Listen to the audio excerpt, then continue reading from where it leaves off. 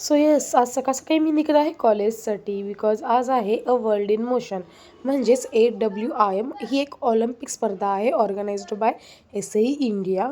So ही खास मुलांसाठी असते. सो आज आहे त्याचा वर्कशॉप म्हणजे टीचर लोकांसाठी.